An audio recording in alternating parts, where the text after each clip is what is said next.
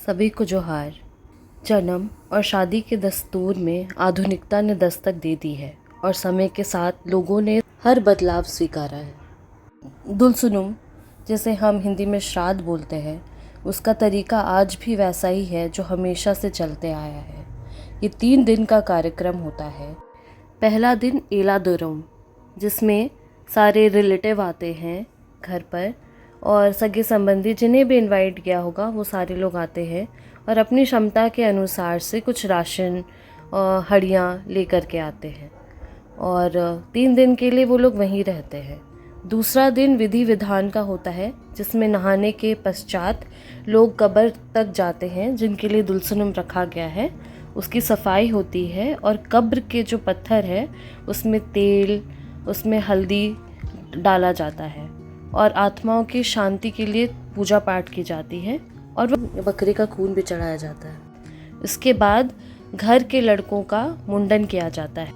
घर के सारे सदस्य नाखून ज़रूर काटते हैं और तीसरे दिन खाना पीना होता है। दुल्सुनुम का कोई निश्चित समय नहीं होता, तो हर परिवार अपनी क्षमता समय के अनुसार दुल्सुनुम का कार्यक्रम रखते हैं। और जो लोग शारीरिक रूप से अब इस दुनिया में नहीं हैं, उनकी जीवन जीने का महा उत्सव मनाया जाता है, जहां लोग रिश्तेदार मिलते हैं और अपनी क्षमता के अनुसार दारोम मतलब हेल्प करते हैं। यहाँ सारा लिखा पढ़ी होता है।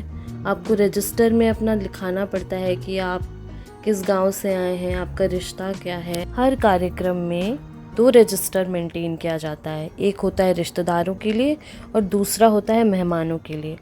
और आप अपनी स्वेच्छा से हारोम देते हैं, हेल्प करते हैं।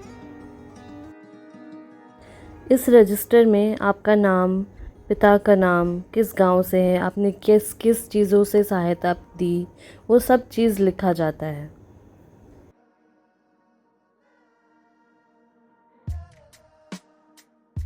तीसरा दिन जो खाने पीने का दिन है, इसे ऑर्गेनाइज कुछ इस तरह किया जाता है कि लोग अपने पसंद से या तो चाहे कांदा ले सकते हैं, कांदा जिसमें आपको बर्तन दे दिया जाएगा और चूल्हा जलाने के लिए ईंधन दे दिया जाएगा। आप अपने घर से जो सामान लाए हैं उसे ही पकाएंगे और जिसको आप 3 हिस्सों में बांटेंगे। पहला, जिस घर से आपको इनविटेशन गया है उसे देंगे। दूसरा, अपने परिवार वालों के लिए। और तीसरा, इस कार्यक्रम में जो बाकी लोग आए हैं, जब वो आपसे मिलने आएंगे तो आप उन्हें देंगे। देखिए, हम जब कांदा गए तो हमारा स्वागत उन्होंने हड़िया से किया। यहाँ मेरे पापा ये हड़िया को छिड़क दे रहे हैं ताकि हमारे पूर्वज को भी मिले, और हमने हड़िया ट्राई किया और खाने के लिए हमें साथ में चखना भी मिला।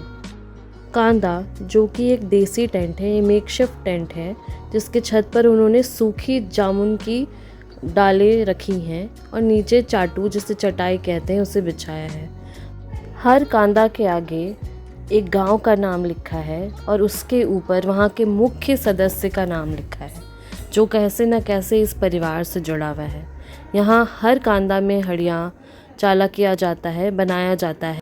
साथ ही साथ दोपहर का लंच, शाम का चाय, सब चीज़ की व्यवस्था की जाती है और लोग आपस में जो बनाते हैं उसे बांट कर खाते हैं। बांट कर के खाने से खाने में कभी कमी नहीं रहती। और पीने के लिए यहाँ हड़िया और राशि भी बहुत आयत से रहता है। हर एक कांदे में लोग खाना बनाते बनाते बाकी सारे टेंट कांदे में जाके सबसे मिलते हैं। कुछ इस प्रकार वो सारा सामान रखते हैं बांटने के लिए। यहाँ पर आप देख सकते हैं, ये एक दुल्सुनुमी है जिसको मनाने का तरीका आज भी वैसा ही है जैसा हमेशा से चलते आया है।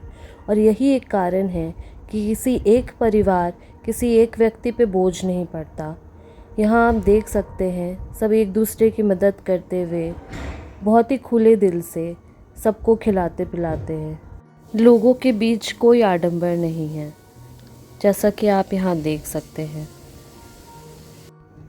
ये दुल्सुनुम हमारे ही घर के लोगों के याद में मनाया जा रहा था, इसलिए भी हमने कांदा नहीं लिया और कोशिश की कि हर कांदा में जाकर के लोगों से मिले, कुछ नए रिश्ते बनाए, कुछ पुराने परिचय मिले।